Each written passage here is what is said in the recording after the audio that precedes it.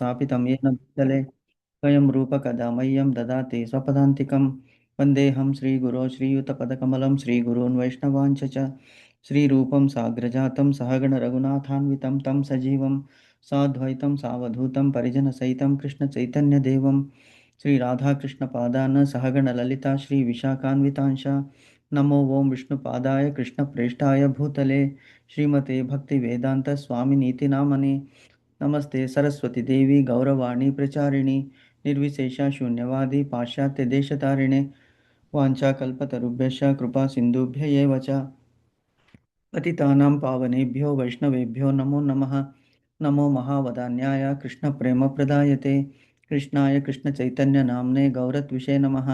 हे कृष्णा करुणा सिन्धो दीनबन्धो जगत्पते गोपेश गोपिकान्त राधाकान्त नमोऽस्तुते तप्तकाञ्चन गौराङ्गी राधे वृन्दावनेश्वरी वृषभानुसुते देवी प्रणमामि हरिप्रिये नीलाञ्चलनिवासाय नित्याय परमात्मने बलभद्रसुभद्राय जगन्नाथाय ते नमः। जय श्री कृष्णा चैतन्य प्रभु नित्यानंद श्री अद्वैत गदाधर श्री वासादि गौर भक्तवृंद हरे कृष्णा कृष्ण कृष्ण हरे हरे हरे राम राम राम हरे हरे हरे कृष्णा कृष्ण कृष्ण हरे हरे हरे राम राम राम हरे हरे हरे कृष्णा कृष्ण कृष्ण हरे हरे हरे राम राम राम हरे हरे। हरे कृष्णा माता जी। हरे कृष्ण ప్రభుజీ. హరే కృష్ణ మాతాజీ. సో మనము దక్ష ప్రజాపతి అతని సంతానము అదే కశ్యపుడు వీళ్ళ గురించి డిస్కస్ చేస్తున్నాము కదా మాతాజీ. అవును हरे ప్రభుజీ. कृष्ण प्रभु जी, दंडवत प्रणाम प्रभु जी। హరే కృష్ణ అను మాతాజీ దండవత్ ప్రణామ్స్. బాగున్నారు మాతాజీ? బాగున్నాం ప్రభు జీ, మీరంతా బాగున్నారా ప్రభు జీ? అంతా బాగున్నాం మాతాజీ, కృష్ణుడి దయ వల్ల అంతా అంటే బాగున్నాం. వేరే దాంట్లో నుంచి జాయిన్ అయిన ప్రభు జీ, నా ఫోన్ లేదు. అవునా? Okay okay, no okay. Problem mataji, thank you. Okay, first before that మనం శ్లోకము రిసైడ్ చేసుకుందామా? 8th శ్లోకం శ్రీమద్ భాగవతం, భగవద్గీత 8th అయిపోయినట్టుంది కదా నిన్న. 9th Prabhuji. 9th, okay. 9th శ్లోకం చెప్పండి మాతాజీ.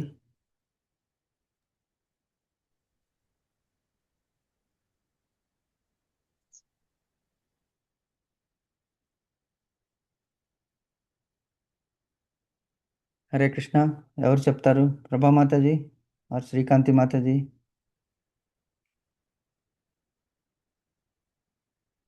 మొన్నటి దాని నుంచి కంటిన్యూ జరగదు. 9th సడన్ గా నాకు గుర్తురాట్లేదు ప్రభుజీ.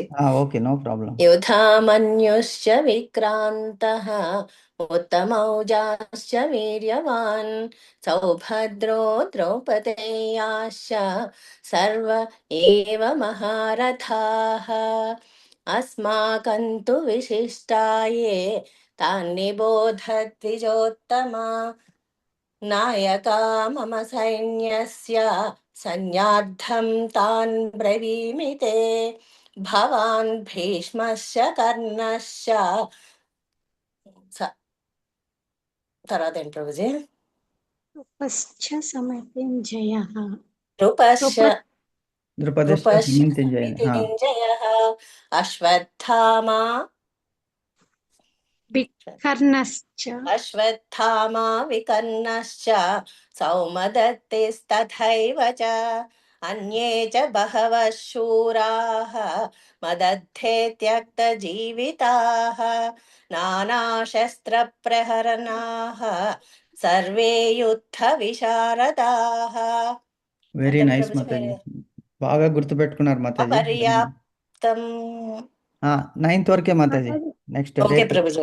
ఓకే ఓకే, అంటే కంటిన్యూషన్ లో అలా వస్తుంది ప్రభుజీ. ఓకే మామూలుగా ఓకే, మీరు వెరీ గుడ్ మాతాజీ. హరే కృష్ణ ప్రభుజీ. హరే కృష్ణ మాతాజీ. కొంచెం 9th శ్లోకం నాకైతే కొంచెం కష్టంగా ఉంది ప్రభుజీ, తప్పులు వస్తే సారీ. పర్లేదు మాతాజీ, చెప్పండి.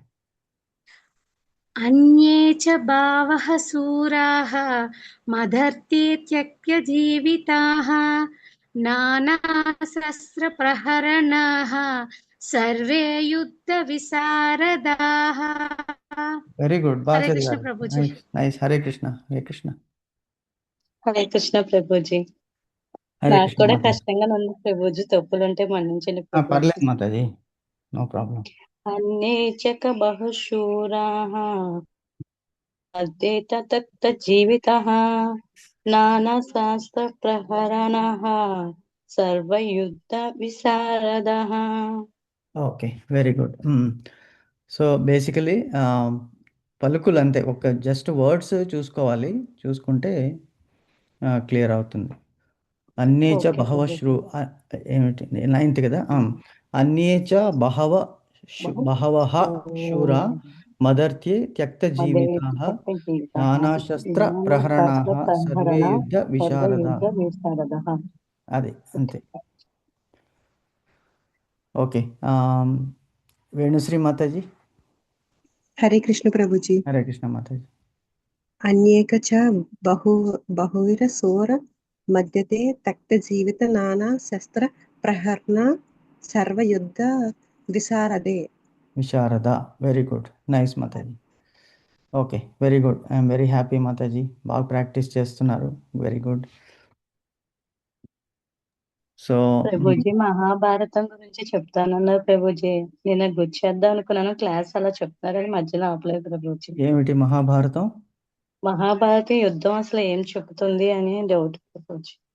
మహాభారత యుద్ధం, ఓకే, మంచి క్వశ్చన్ వేశారు. ఓకే, మహాభారత యుద్ధం అనేటువంటిది అదే యదిహత్ర ఎన్నే ఏమిటి దాంట్లో ఎన్నే హస్తి తదత్ యది హస్తి ఎన్నే హస్తి యదన్యత్ర న తత్ క్వచిత్ అనే సంస్కృత శ్లోకం ఉన్నది మహాభారతం గురించి, వేదవ్యాసుల వారు రచించినటువంటిది. అంటే ఆ మహాభారత యుద్ధం జరగడానికి 600 సంవత్సరాల ముందే ఈ మహాభారతాన్ని ఆయన ఊహించుకుని రచించాడనమాట. అంటే ఇలా జరుగుతున్నది అనేటువంటిది. సో యదిహత్ర ఎన్నే హాస్తి అంటే ఇక్కడ ఉన్నదే అన్ని చోట్ల ఉన్నది. యదిహత్ర ఎన్నే హాస్తి యదన్యత్ర నా తత్ క్వచిత్. యదన్యత్ర ఇక్కడ లేనిది ఎక్కడా లేదు అని చెప్తారనమాట మహాభారతానికి. అంటే మహాభారత యుద్ధం అనేటువంటిది ప్రతిరోజు ప్రతి నిమిషము మన మనస్సులో అంతర్మథములో జరుగుతున్నటువంటి ఈ యుద్ధం అన్నమాట. మనస్సుకి మైండ్కి యుద్ధము జరుగుతూనే ఉంటుంది. సో అలాగే మహాభారత యుద్ధము ఏమిటి చెప్తున్నది అంటే చాలా విషయాలు చెప్తున్నాయి అందులో మహాభారత యుద్ధం. ఫస్ట్ ఆఫ్ ఆల్ దేనికి జరిగింది యుద్ధము? అతి ఆశ ఏమైంది? అదే దురాశ అయిపోయింది. ఆ దురాశ వల్ల ఏమిటి? వినాశకాలే విపరీత బుద్ధి అనేటువంటిది మనకి అది చెప్తుంది. ఏమిటి అంటే ఎలాగ ఉండాలి, నైతిక విలువలు అసలు మహాభారతంలో లేనిదంటూ ఎక్కడా లేదు. అక్కడ ఉన్నదే ప్రపంచంలో మిగతా ఎన్ని గ్రంథాల్లో కూడా ఒడిస్సీ అనేటువంటి ఒక పెద్ద గ్రంథం ఉన్నది రోమన్ లాంగ్వేజ్లో. ఆ ఒడిస్సీ గ్రంథంలో ఉన్నది చాలా పెద్ద విశేషాలు ఉన్నాయి. అవన్నీ కూడా మహాభారతానికి కంపేర్ చేస్తే నథింగ్ అనమాట. ఒక నూలు పోగు, చంద్రునికి నూలు పోగు అంటాం కదా, అలాంటిదన్నమాట. అంత పెద్ద గ్రంథం కూడా. అంటే మనకి వచ్చేటప్పటికి మహాభారతము 1,00,000 శ్లోకాలతో వచ్చింది. 1,00,000 శ్లోకాస్ అనమాట అందులో. అంటే జీవితకాలము సరిపోదు ఆ శ్లోకాలని చదివి పదార్థాలను అర్థం చేసుకుని అందులో భావార్థాలను చదివేయచ్చు, కానీ మనము దాని గురించి అసలు అర్థం చేసుకొని దాన్ని అనుసరించడానికి చాలా టైం పట్టేస్తుంది. కానీ తప్పనిసరిగా మహాభారతం, అందుకే అంటారు కదా, తింటే గారెలే తినాలి, వింటే మహాభారతం వినాలి, తింటే గారెలే తినాలి అన్నారు. ఎందుకు అంటే గారెలు అంత రుచికరము, ఏ పదార్థం వడ్డినా కూడా గారెల ముందు దిగదుడిపే. అలాంటిది మహాభారతం. అసలు ఎలాగుంటుందంటే అది ఒక స్టోరీ రూపంలో వ్యాస భగవానుడు రచించాడు. మహాపురాణం అనమాట అది కూడా. మహాభారతం పంచమ వేదం అని కూడా దానికి ప్రసిద్ధి. ఏం చెప్తున్నారు? దురాశ. ఇప్పుడు ఎందుకు అది స్టార్ట్ అయింది? ధృతరాష్ట్రుడు తర్వాత పాండురాజు వీళ్ళు అన్నదమ్ములు. ధృతరాష్ట్రుడు పుట్టి గుడ్డువాడు. పాండురాజు ఆయన సమర్థుడు అనమాట. ఆయన తన సమర్థతతో మొత్తము ఆ ఏకఛత్రాధిపత్యంగా రాజ్యాన్ని స్థాపించాడు. ధృతరాష్ట్రునికి ఎప్పుడూ కూడా తనే సింహాసనం మీద అధిరోహించాలనేటువంటి కోరిక ఉన్నది. కానీ అప్పటి రాజశాసనం ప్రకారం ఒక గుడ్డివాడు రాజు కాలేదు. ఎందుకు? కేవలం అందుకే ఇప్పుడు న్యాయశాస్త్రం కూడా అదే అంటుంది. కేవలం వినికిడితో, సాక్ష్యాలు ఏమిటి? వాళ్ళు చూసింది చెప్తారు. చెప్పింది విని మనం న్యాయాధిపతి న్యాయాన్ని నిర్ణయిస్తాడు. న్యాయదేవతకి కళ్ళు కట్టేశారు. ఎందుకు అంటే చూడకుండా ఓన్లీ చెవులతో వింటున్నారు. కానీ యాక్చువల్గా ఈవెన్ చూసింది కూడా మనకి ఒక్కొక్కసారి భ్రాంతికి గురి అవుతామన్నమాట. సో చూసిందే భ్రాంతికి గురి అయినప్పుడు విన్నది ఎందుకు భ్రాంతికి గురి కాదు? మానవులు మనకు ఉన్నవన్నీ కూడా 4 ప్రాబ్లమ్స్ ఉన్నాయి మనకి. There are 4 defects. ఏమిటంటే భ్రమ చెందడము, తప్పులు చేయడము, అబద్ధాలు ఆడడము, మోసం చేయడం అనేటువంటిది 4 రకాల తప్పులు మనం చేస్తుంటాం. సో ఇటువంటిదే అప్పుడు ఆ కాలంలో రాజుకి దక్షుడైనటువంటి వాడే రాజు కాగలడు అని చెప్పారనమాట. సో అటువంటి రాజు ఎవరు అంటే నెక్స్ట్ పాండు చిన్నవాడు, ధృతరాష్ట్రుడు పెద్దవాడు. అయినప్పటికీ నార్మల్గా వంశపారంపర్యం ప్రకారంగా పెద్దవాడికి రాజ్యము కట్టబెట్టాలి. కానీ అతడు పుట్టి గుడ్డివాడు కాబట్టి అతనికి ఆ రాజ్యార్హత కోల్పోయాడు. సో ఆ అసూయ ఏం చేసింది? పాండురాజు ఎప్పుడైతే తను మరణించాడో అప్పుడు ఇంకా ధృతరాష్ట్రుడు తప్ప ఇంకెవరూ అక్కడ అధికారానికి నోచుకోలేదు. కాబట్టి ధృతరాష్ట్రుడినే రాజు చేశారనమాట. చేసిన తర్వాత అతనికి దుర్బుద్ధి పుట్టింది. నా కుమారులే ఈ వంశపారంపర్యంగా ఈ సింహాసనాన్ని అధిరోహించాలని చెప్పేసి పుత్ర వ్యామోహంతో ఎంత తప్పులు చేసినా కూడా ఆ దుర్యోధనుని అతడు సపోర్ట్ చేస్తూ వచ్చాడు. గాంధారి కూడా కళ్ళు కట్టుకున్నది. నేను వీలైతే రేపు మీకు ఒక వీడియో పంపిస్తాను. అది అంటే ఎక్కడో చూశాను. అంటే ఎవరెవరు తప్పులు ఏమేమి చేశారో అది ఎందుకు మనం చేయకూడదు అనేటువంటిది అందులో చెప్తుంది.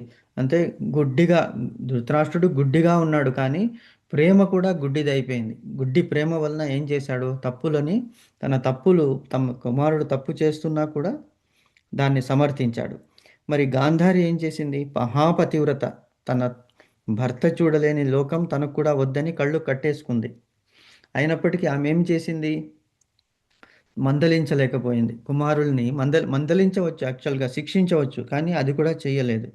అలాగే భీష్మదేవుడు ఏం చేశాడు అంటే ఇవన్నీ మనం వాళ్ళని తప్పు పట్టడం కాదు, వాళ్ళ నుంచి మనం తెలుసుకోవలసినటువంటి నీతి, న్యాయం, మనం ధర్మాన్ని అనుసరించాలి. ఏది తెలుసుకోకుండా వాగ్దానాలు చేయకూడదు. వాగ్దానాలు చేస్తే అంటే అందుకే ఆయనకి భీష్మ, దేవవ్రతుడు అతని పేరు. సో ఇలాగ ఒక్కొక్కటిది మనకి చెప్పుకుంటూ వస్తున్నాడు. కర్ణుడు ఏం చేశాడు? అనవసరంగా ఇల్లీగల్ అసోసియేషన్ ఎవరిది? అన్యాయము పక్షం వధించాడు. అతడు దక్షుడైనప్పటికీ, సూర్యపుత్రుడు అయినప్పటికీ కూడా ఎవరి ఫ్రెండ్షిప్ చేశాడు? దుర్యోధనుని ఫ్రెండ్షిప్ చేశాడు. కాబట్టి అతని శక్తి అంతా కూడా వేస్ట్ అయిపోయింది. అలాగా చెప్పుకుంటూ వచ్చారనమాట. సో ఈ మహాభారత యుద్ధము, మహాభారతం అనేటువంటిది మనకి చెప్పేది ఏమిటంటే ఈ మహాభారతాన్ని కనీసం మన జీవితంలో ఒక్కసారైనా మనం చదవాలి. చదివినప్పుడు అది చిన్నప్పటి నుంచి చదువుకుంటూ వస్తే దాంట్లోంచి మనకి ఎన్నో తెలుస్తాయి. అందుకే చిన్నప్పటి నుంచి ఏం చేసేవాళ్ళం? మనం చిన్నప్పుడు ఉన్నప్పుడు హరికథలు ఉండేవి.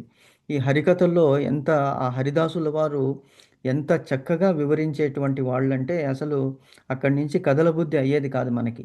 ఎస్పెషలీ దసరా నవరాత్రుల్లో శ్రీరామనవమి సెలబ్రేషన్స్ ఒక 10 days ఉంటాయి కదా! దసరా నవరాత్రులు, శరన్నవరాత్రులు, ఇవన్నీ కూడా ఆ టైంలో వీళ్ళని పిలిపించేవాళ్ళు. ఎస్పెషలీ నైట్ అందరూ భోజనాలు అవి ముగించుకుని వచ్చి రాత్రి 12, 1 గంట వరకు జరిగేవి. అప్పుడు అట్లీస్ట్ దాని ద్వారా మనకి కొంత తెలిసింది. కాలక్రమేణా ఇవన్నీ కూడా మరుగైపోయాయి. ఇప్పుడు పాఠ్యాంశాల్లో ఇవి ఎక్కడా లేవు. కాబట్టి వీలైతే మహాభారతాన్ని అట్లీస్ట్ వినండి. సమగ్ర మహాభారతం అని చెప్పేసి మనకి యూట్యూబ్లో సామవేదం షణ్ముఖ శర్మ ఆయనది ఒకటి ఉంది. తర్వాత గరికపాటి వారిది ఉంది. కానీ మరి ఆయన కొంతమందికి నచ్చుతారు, కొంతమందికి నచ్చరు. ఎందుకంటే ఆయన ఎక్స్ప్లెయిన్ చేసే విధానము కొద్దిగా ఎక్స్ట్రేనియస్గా ఉంటుంది.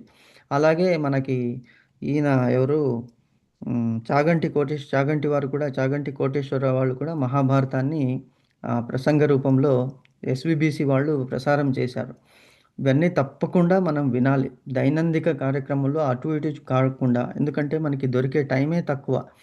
ఆ టైంలో మనకి వీలైనంత వరకు ఈ భగవంతుని ధ్యానంలో, ఎస్పెషలీ ఇటువంటి మహాగ్రంథాలు మహాభారతము, రామాయణము, శ్రీమద్ భాగవతము, భగవద్గీత ఇవన్నీ కూడా మానవాళికి ఉద్దేశించినటువంటివి గ్రంథాలు, పౌరాణిక గ్రంథాలు సనాతన ధర్మాన్ని ఎత్తి పడతాయన్నమాట. అంటే ఎటువంటి ఛాలెంజెస్ వాళ్ళు ఫేస్ చేశారు, ఎటువంటి సందిగ్ధతని వాళ్ళు ఎదుర్కొని అయినప్పటికీ తట్టుకుని జీవితాన్ని గడిచి వచ్చి వాళ్ళ ముందు చూస్తే మన కష్టాలు ఇట్ ఈస్ నథింగ్. అటువంటి విలువలని, సామాజిక విలువలని, ధర్మాలని మనకి ఈ గ్రంథాలు చూపిస్తాయన్నమాట. సో మంచి క్వశ్చన్ అడిగారు. నాకు కూడా ఎంతో కాలంగా ఉంది మహాభారతం కూడా మనం చేయాలని. చూద్దాము, భగవంతుడి కనికరము అనుగ్రహం ఉంటే మనకి అది కూడా ఈ శ్రీమద్ భగవద్గీత తర్వాత శ్రీమద్ భాగవతము అంటే కంటిన్యూ చేస్తుంటాం అనుకోండి. సో చూద్దాం, వీలైతే whether we can continue with Mahabharatam కూడా. సో కానీ మీకు టైం ఉన్నప్పుడు దయచేసి మీరు ఆ సమగ్ర మహాభారతం అనేటువంటిది సామవేదం వారిది నేను విన్నాను. మరి మిగతా వాళ్ళది గరికపాటిది ఆంధ్ర మహాభారతం అని చెప్పేసి పోతన మన ఎవరు ఆంధ్ర మహాభారతాన్ని ఆయన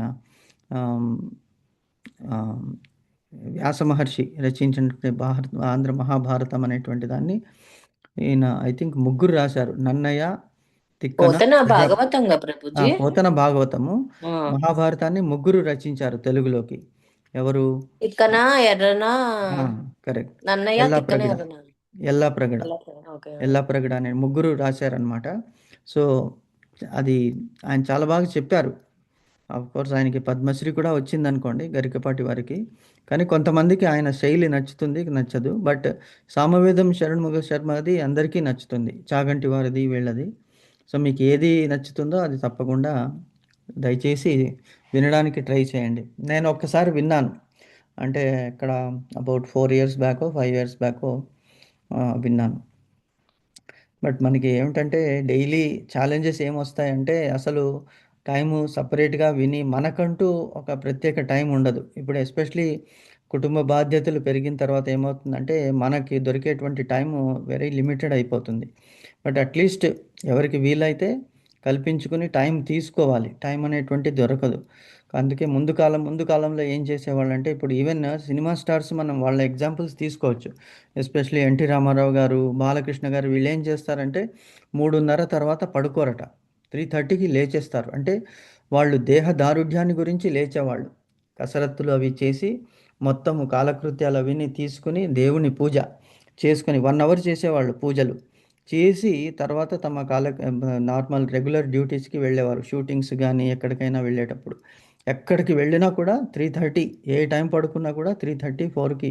అంటే బ్రాహ్మీ ముహూర్తంలో మనం అలాగ లేస్తే కనుక మనకి అక్కడ ఆ టైంలో చేసేటువంటి జపము, పూజ, హోమాలు ఏ కార్యక్రమైనా కూడా 1000 times బెనిఫిట్ ఇస్తుంది అని చెప్తారనమాట. సో ఇవన్నీ కూడా అంటే టైం తీసుకోవాలి అంటే మనము తీసుకోవాలి. రెస్ట్ కూడా అవసరం అనుకోండి, బాడీకి టైర్డ్ అయిపోయి ఉంటాము. కలియుగంలో అదే ప్రాబ్లము. అల్ప మతయః అల్ప భాగ్యః అల్ప ఆయుః అన్నాడు. బట్ ఇచ్చిన దాంట్లో మ్యాక్సిమం బెనిఫిట్ చేసుకోవాలి. సో వెరీ మంచి పాయింట్ తీసుకొచ్చారు అనుమాతాజీ. సో వీలైతే వినండి. That is about everyday 45 minutes to 1 hour ఉంటుంది ఆయన ప్రవచనాలు. ఒక 130 episodes ఉన్నాయి. కళ్ళకు కట్టినట్టు చెప్పాడు ఆయన, సామవేదం షణ్ముఖ శర్మ గారు. అందులో పాటు నీతులు కూడా, అంటే ఏమిటి నేర్చుకోవాలి దీనివల్ల అనేటువంటి కూడా చెప్పాడు. సో మామూలుగా అందులో నాకు ఇంతకుముందు ఒకటే ఆ శ్లోకం సగమే తెలిసేది. యథో ధర్మ తథో జయ అనేటువంటి శ్లోకమే ఎప్పుడు మనకి ప్రచురితంలో ఉన్నది. కానీ ఆయన చెప్పాడు ఇది సగం శ్లోకమే. పూర్తి శ్లోకం ఏమిటంటే యథో ధర్మ తథో కృష్ణ, యథో కృష్ణ తథో జయ. అంటే కృష్ణుడు ఎక్కడుంటాడు, ధర్మం ఎక్కడుంటే అక్కడ ఉంటాడు. ధర్మం ఎక్కడుంటుంది, కృష్ణుడు ఎక్కడుంటే అక్కడ ధర్మం ఉంటుంది.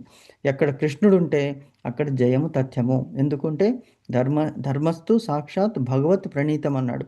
సో భగవంతుడే ధర్మము, ధర్మమే భగవంతుడు అనేటువంటిది ఇట్ ఈస్ సినోనిమస్. అక్కడి నుంచే మనకి తెలుస్తుంది. అంటే వీళ్ళందరూ కూడా కారణ జన్మలు. ఎవరు చాగంటి వారు కానీ, సామవేదం కానీ, గరికపాటి, వీళ్ళకంటే మనం చూస్తున్నాం ఇప్పుడు. ఎందుకంటే మనకి యూట్యూబ్ సౌలభ్యం ఉంది, వాళ్ళు చేయగలుగుతున్నారు. అలాగే మరుగున పడిపోయిన వాళ్ళు ఎంతోమంది ఉన్నారు, అసలు వెలుగులోకి రాని వాళ్ళు. వాళ్ళు చేసేటువంటి సాధనలు అసలు మనకి పుణ్యం ఉంటేనే వాళ్ళ సాన్నిహిత్యం దొరుకుతుంది. సో వీలైనంత వరకు అట్లీస్ట్ ఇదైనా సౌలభ్యంలో ఉంది మనకి. అక్కడికి వెళ్ళి చూడలేకపోయినా, వినలేకపోయినా కనీసం మన ఇంట్లో మన ల్యాప్టాప్స్, మన కంప్యూటర్స్ ముందు మనం చూసుకోవచ్చు. ఈవెన్ మొబైల్స్లో కూడా మనం వినవచ్చు. అటువంటి సౌకర్యం వచ్చేసింది ఇప్పుడు. ఓకే. కానీ ఇది ఒక ఓషన్ ప్రభుజీ. ఇది ఇది ఒక అవును. అంటే మన సనాతన ధర్మమే ఒక పెద్ద అవును మాతాజీ. ఇట్ ఈస్ ఎక్సలెంట్ యాక్చువల్గా. నిన్న నేను ఒక ఒక ఒక ఆవిడ ఒక ఛానల్ ఉంది. ఆవిడ పేరు గుర్తు రావట్లేదు.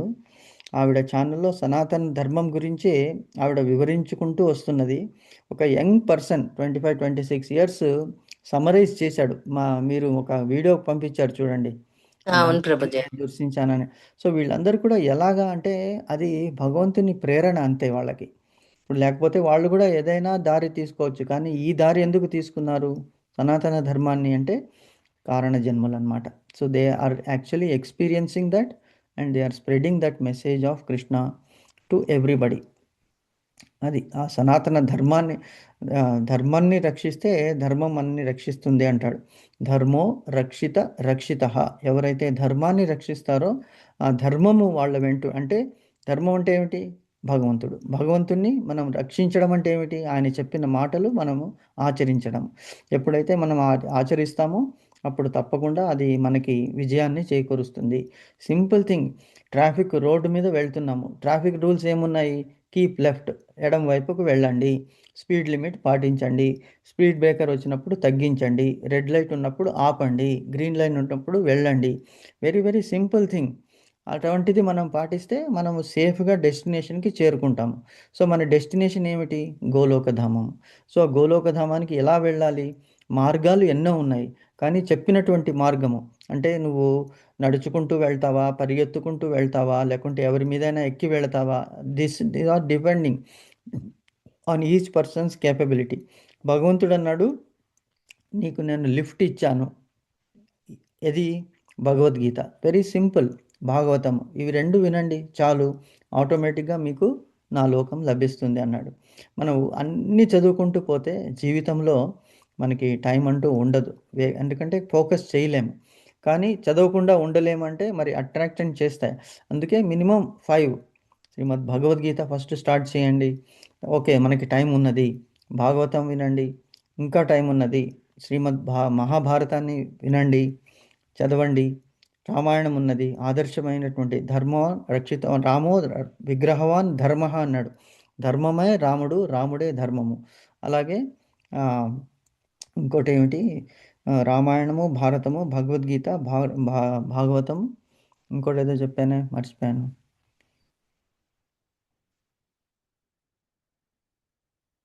ఓకే, రామాయణము, మహాభారతము, భగవద్గీత, భాగవతం ఇవే గుర్తొస్తున్నాయి. ఇంకోటి ఏదో ఉన్నది గుర్తు రావట్లేదు. Okay, anyway, so we will move on to today's topic. That is what is today's topic Mataji? Shrimad భాగవతంలో దక్ష ప్రజాపతి మరియు కశ్యప ప్రజాపతి వీళ్ళ సంతానం గురించి మనం డిస్కస్ చేస్తున్నాం. So before we go to the subject, ఇంతకుముందు మనము విష్ణు యొక్క పరంపర డిస్కస్ చేశాము ఇంతకుముందు క్లాస్లో. సో శ్రీ మహావిష్ణువు, బ్రహ్మ, తర్వాత ఈశ్వరుడు, పరమేశ్వరుడు, ఇవన్నీ ఎవరి ఎక్స్పాన్షను? జస్ట్ కొన్ని క్వశ్చన్స్ అడిగితే మనము so that we remember what we discussed. Expansion of Srikrishna అని చెప్పుకున్నాం కదా Prabhuji. Very good, excellent Mataji. Yes, శ్రీకృష్ణుడు మూల రూపం అన్నమాట. శ్రీకృష్ణుడే గోలోకధామంలో మూల రూపంలో ఉంటాడు ఆయన. సో ఆయన ఏం చేశాడు? సృష్టిని ఎక్స్పాండ్ చేయడానికి ఈ త్రిమూర్తులని సృష్టించాడు. తన సంకల్పం నుంచి శ్రీ మహావిష్ణువుని సృష్టించాడు. శ్రీ మహావిష్ణువు ఏం చేశాడు? తన నాభికమలం నుంచి బ్రహ్మదేవుని సృష్టించాడు. సో బ్రహ్మదేవునికి అతడు ఆజ్ఞాపించాడు ఏమని? వాట్ ఈస్ ద సృష్టి రోల్ ఆఫ్ కార్యాన్ని బ్రహ్మ? బ్రహ్మ చేయాలి అని చెప్పి. Correct, very good. సో బ్రహ్మదేవునికి సృష్టి కార్యం చేయమని చెప్పి ఆయన ఆదేశించాడు. కరెక్ట్. తర్వాత బ్రహ్మదేవుడు ఏం చేశాడు? నాకు అహంకారం లేకుండా, అంటే సృష్టికి కారణం నేనే అని నాకు అహంకారం లేకుండా చూడమని వేడుకున్నాడని చెప్పుకున్నాను. Very good, excellent. Yes Mataji. So ఆయన ఎవరిని క్రియేట్ చేశాడు? శివుని ప్రభుజీ. బ్రహ్మ మానస పుత్రులు ప్రభుజీ. బ్రహ్మ మానస పుత్రుల్ని ఆయన సృష్టి చేశాడు, కరెక్ట్. తర్వాత వాళ్ళు ఏం చేశారు? మాకు అంటే సంసార జీవితం బ్రహ్మ మానస వద్దని ఏదో చెప్పారు ప్రభుజీ. చెప్పండి. సంసార ఇక్కడ జీవితం ఏమో వద్దని బ్రహ్మచారులుగా ఉండిపోతానని చెప్పారు ప్రభుజీ. సో బ్రహ్మ మానస పుత్రులు ఎవరు? నలుగురు. ఫస్ట్ నలుగురు ఎవరు? ఇది నేను రాసుకున్నాను ప్రభుజీ. మరీచి, ఆ, అత్రి, అంగీరసుడు, పులస్త్యుడు అని చెప్పారు ప్రభుజీ. క్రతువు 10 మంది మానస పుత్రులు. బ్రహ్మదేవునికి 10 మంది మానస పుత్రులు, కరెక్ట్. మరీచి, తర్వాత అత్రి, ఆ, అంగీరసుడు, పులస్త్యుడు, మ్హూ. వీళ్ళు జ్ఞానానికి అధిపతులు అని చెప్పారు. తర్వాత ధర్మానికి పులహుడు, క్రతువు, భృగువు, వశిష్ఠుడు అని చెప్పారు. ఎస్ మాతాజీ. తర్వాత ప్రజాపతులు చెప్పారు ప్రభుజీ. దక్షుడు, నారదుడు, కద్దముడు, సనక సనందన, సనాతన, సనత్ కుమారులు. వెరీ గుడ్, ఎక్సలెంట్ ఎక్సలెంట్ అంటే మాతాజీ. నేను నోట్ చేసుకున్నాను ప్రభుజీ ఇవన్నీ. Yes, very nice mataji. So అందరూ కూడా నోట్ చేసుకుంటే బెటరు. ఎలాగో నేను ఈ వీడియో మీకు పెట్టాను, ఈ పవర్ పాయింట్స్తో పాటు, ఎందుకంటే మర్చిపోతాము. సో ఇవి మీరు డౌన్లోడ్ చేసుకొని మీరు మీ దీని మీద పెట్టుకోవచ్చు, లేకుంటే మన గ్రూప్లో ఎలాగో ఉంటుంది. ఆర్ యూట్యూబ్లో కూడా నేను పెడుతున్నాను మాతాజీ. యూట్యూబ్లో ఎందుకంటే అది పర్మనెంట్గా ఉండిపోతుంది. సో మీరు అందులో యూట్యూబ్లో యూట్యూబ్ లో మీరు పెడుతున్నారా ప్రభుజీ? పెడుతున్నాను మాతాజీ. మీకు యూట్యూబ్లో మీరు దానికి మాకు పెడుతున్నారు అంటే మీకు డైరెక్ట్ యూట్యూబ్ లో పెడుతున్నారా? అదే డైరెక్ట్ యూట్యూబ్లో పెడుతున్నాను. Okay so okay. మీరు అదే నేను దానికి 2 టైమ్స్ పెడుతున్నారేంటో అని అడుగుదాం అనుకున్నాను. అదే, ఎందుకంటే మీరు ఇప్పుడు క్లాస్లో ఉన్న వాళ్ళకి ఓకే, అది యూట్యూబ్లో కూడా మీరు దానికి సబ్స్క్రైబ్ కనుక చేస్తే సబ్స్క్రైబ్ బటన్ నేను పెట్టినవన్నీ మీకు వీడియోస్ వస్తాయి. సో మీరు ఆ లింక్ ప్లేలిస్ట్లో ఏది కావాలంటే అది మీరు చూడొచ్చు. భగవద్గీత ఓకే మనకి ప్రభుజీ. ఫస్ట్ నుంచి కానీ, తర్వాత first chapter, second chapter, third chapter లాగా ఉంటుంది కదా, అవి అంటే నేను ఫస్ట్ చాప్టర్ నుంచి పెట్టలేదు, ఒక థర్డ్ చాప్టర్ నుంచి పెట్టినట్టున్నాను భగవద్గీత. అంతకుముందు రికార్డింగ్ చేయలేదు. సో అలాగే భాగవతం కూడా మొన్న నుంచి మనం స్టార్ట్ చేసాం, అది కూడా కొన్ని వీడియోస్ ఉన్నాయి. సో మీకు ఎప్పుడు కావాలంటే అప్పుడు మీరు వినొచ్చు. And your discussion, your questions also are recorded there. So అది కూడా మీరు విని మళ్ళీ దాంట్లో డౌట్స్ ఏమన్నా వచ్చినా మీరు you can always ask me అనమాట. దట్ ఈస్ ది పర్పస్ అనమాట. లేకపోతే ఏమవుతుందంటే కంప్యూటర్లో మనకి మెమరీ ఎక్కువ ఉండదు, we have to delete that. కానీ ఒక పర్మనెంట్ స్టోరేజ్ సోర్స్ అనేటువంటిది అక్కడ ఉంటుంది కాబట్టి అందుకే ఆ లింక్స్ మీకు పంపిస్తున్నాను. Okay, okay very good, Prabhuji. Nice mataji. So okay బ్రహ్మదేవుడు విష్ణువునికి అడిగాడు ఏమని, నాలో నువ్వే ఉండి నాకు ఆ శక్తినిచ్చి నా ద్వారా ఈ సంతానాన్ని వ్యాపింపచేయాలని అంటే శ్రీకృష్ణుడు శ్రీ మహావిష్ణువు తథాస్తు అని చెప్పి అతనే ఉండి అతని ద్వారా సృష్టి కార్యాన్ని చేయిస్తున్నాడు. సో ఈ 10 మంది మానసపుత్రులు ఎవరు మీరు నోట్ చేసుకున్నారు, కరెక్టే. ఎవరెవరు వాళ్ళు అంటే ఫస్ట్ మరీచి, అత్రి, అంగీరసుడు, పులస్త్యుడు, పులహుడు, క్రతువు, వశిష్ఠుడు, భృగు మరియు దక్ష ప్రజాపతి. సో వీళ్ళందరూ ఏం చేశారు, ఫస్ట్ మానసపుత్రులు కాబట్టి వీళ్ళు మ్యారేజ్ చేసుకోవడానికి ఫస్ట్ ఒప్పుకోలేదు. అప్పుడు ఏం చేశాడు, మళ్ళీ ఈ నలుగురిని పుట్టించాడు. ఎవరు, సనక సనందన సనాతన సంత్ కుమార్ అని. వాళ్ళు కూడా బ్రహ్మచర్యాన్ని తీసుకొని మేము 5 సంవత్సరాల బాలకుల్లాగానే ఉండిపోతారనేటి అని చెప్పారనమాట. సో అప్పుడు ఏం చేశాడంటే బ్రహ్మదేవునికి కొద్దిగా భృకుటి ముడి వేశాడు, అంటే కోపం వచ్చినట్లు నటించాడు. వాళ్ళందరూ కోపం రాదు వాళ్ళకి, ఎందుకంటే దేవతా స్వరూపులు, కానీ మన గురించి చెప్పడానికి. సో భృకుటి వేసినప్పుడు రుద్రుడు జన్మించాడు, అంటే శివుడు, పరమశివుడు. ఆయన పుడుతూనే ఏడుస్తూ పుట్టాడు. ఏమిటి నాకు ఎందుకు పుట్టించారంటే అప్పుడు ఆయనకి సృష్టి కార్యాన్ని ఇచ్చారు అని చెప్పేసి మనము చదువుకున్నాం. సో అలాగా విష్ణువు యొక్క వంశ పరంపర మనకి ఇంతకుముందు డిస్కస్ చేశాము. నారద మహర్షి కూడా బ్రహ్మచారిగానే ఉండిపోయి నేను భగవంతుని మహిమని ప్రసారం చేస్తానని చెప్పేసి ఆయన ఆ విధంగా ఆయన తన సృష్టి తన జన్మ రహస్యాన్ని అంతకుముందు తెలుసు కదా, నారద మహర్షి ఎవరు అనేటువంటిది మనకి తెలుసుకున్నాము. సో నారద మహర్షి అంతకుముందు జన్మలో దాసీపుత్రుడు. సో దాసిపుత్రుడు గురువుల సేవ చేసినందువల్ల అతనికి ఏం లభించింది? బ్రహ్మ మానసపుత్రునిగా జన్మ లభించింది. అంటే దీనివల్ల మనకి తెలిసేది ఏమిటంటే, మనము సద్గురువులని గనక శ్రద్ధతో సేవిస్తే మనకి మంచి జన్మ అనేటువంటిది ఉంటుంది. అంటే మన depends on how deeply we are respecting them. అంతవరకు మనము చదువుకున్నాము. సో మొన్న లాస్ట్ వీక్లో మనం ఏం చదువుకున్నాము? దక్ష ప్రజాపతి మరియు కశ్యప ప్రజాపతి వాళ్ళ సంతానాన్ని డిస్కస్ చేస్తూ వచ్చాము. సో బ్రహ్మదేవుని ద్వారా దక్ష ప్రజాపతికి అతను అప్పగించాడు సృష్టి కార్యాన్ని. సో దక్ష అంటే బొటనవేలు నుంచి పుట్టాడు ఎవరు? దక్ష ప్రజాపతి. కాబట్టి అతనికి దక్ష అంటే కెపాసిటీ ఉన్నది అనేటువంటి దానికి దక్షకి మీనింగ్ ఏమంటే కెపాసిటీ, కేపబిలిటీ, సామర్థ్యత అనేది. సో ఈయన ద్వారానే దక్ష ప్రజాపతికి ఇద్దరు భార్యలని మనము తెలుసుకున్నాము. ఎవరు వాళ్ళిద్దరు భార్యలు అంటే ఒక ఆవిడ ప్రసూతి, తర్వాత అసిక్రి. ఈ ప్రసూతి ఎవరు అంటే బ్రహ్మదేవుని కుడి భుజం నుంచి ఉద్భవించినటువంటి స్వయంభువ మనువు, ఎడమ భుజం నుంచి ఉద్భవించినటువంటి శతరూపాదేవి నుంచి పుట్టినటువంటి 5గురి సంతానము. ఎవరు? ఉత్తానపాదుడు, తర్వాత ప్రియవ్రతుడు అనేటువంటి 2 అబ్బాయిలు, 3 అమ్మాయిలు. ఆకూతి, దేవాహుతి, ప్రసూతి. సో దేవాహుతి అనేటువంటి ఆవిడ చివరి ఆమె. ఆకూతి అనేటువంటి ఆవిడని ఎవరికి ఇచ్చారు? రుచి ప్రజాపతికి ఇచ్చి పెళ్లి చేశారు. తర్వాత ప్రసూతి అనే ఆవిడని దక్ష ప్రజాపతికి ఇచ్చి పెళ్లి చేశారనమాట. సో ఈవిడ ద్వారా ఆయన ఫస్ట్ 24 మంది అమ్మాయిలని పొందాడు. అంతకంటే ముందు మనం డిస్కస్ చేశాము. ఫస్ట్ 10,000 పుత్రులకి జన్మనిచ్చింది ఈవిడ ప్రసూతి.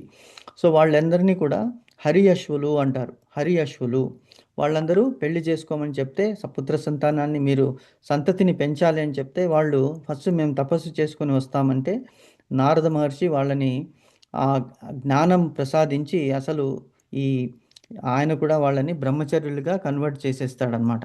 అప్పుడు దక్ష ప్రజాపతి కోపం వచ్చి మళ్ళీ ఒక 1000 మందిని పుత్రులని తీసుకుంటాడు ఆయన. ఆ 1000 మంది పుత్రుల్ని శబలాశ్వలు అని పేరు ఉన్నది. సో వాళ్ళు కూడా ఇదే రూట్లో వెళ్ళిపోతే నారద మహర్షికి శాపం ఇస్తాడు దక్ష ప్రజాపతి. నువ్వు ఒక దగ్గర ఉండకు, అంటే నువ్వు ఒక దగ్గర ఉండి వీళ్ళందరినీ పాడు చేస్తున్నావు కాబట్టి నువ్వు ఎక్కడ కూడా ఒక్క నిమిషం కంటే ఎక్కువ ఉండకూడదని చెప్తాడు. అందుకే ఆయన ఎక్కడికి వెళ్ళినా కూడా ఎక్కువసేపు ఉండడు. ఆయన నాకు అదే కావాలి, శ్రీ నారాయణుని మహిమ ప్రసారం చేయడానికి మొత్తము అన్ని లోకాలని తిరుగుతానని ఆయన వెళ్ళిపోయాడు. తర్వాత ఈయనకి 2వ భార్య ఉన్నది. ఆవిడకి 60 మంది కుమార్తెలు పుడతారు. అంతకంటే ముందు 27 మందిని ఆవిడ 60 మంది కుమార్తెల్లో 27 మందిని చంద్రునికి ఇచ్చి వివాహం చేస్తారు. అవే 27 నక్షత్రాలు అనేటువంటిది మనం ఇంతకుముందు డిస్కస్ చేశామన్నమాట. సో ఇప్పుడు ఈ ప్రసూతి, అసిక్రి వీళ్ళిద్దరూ దక్ష ప్రజాపతి యొక్క భార్యలన్నమాట. అది మనం డిస్కస్ చేశాము. సో ఎవరు వాళ్ళ భర్తలు ఎవరు అంటే ధర్మదేవత. 13 మందిని ధర్మదేవత అంటే యమధర్మరాజుకి ఇచ్చి పెళ్లి చేశారు. భృగు మహర్షికి ఖ్యాతిదేవి అనేటువంటి ఆవిడని ఇచ్చి పెళ్లి చేశారు. భృగు మహర్షికి ఖ్యాతిదేవికి జన్మించినటువంటి ఆవిడ ఎవరు అంటే శ్రీ మహాలక్ష్మి. తర్వాత సతీదేవి అంటే చివరి సంతానమైనటువంటి ఈ 27 మందిలో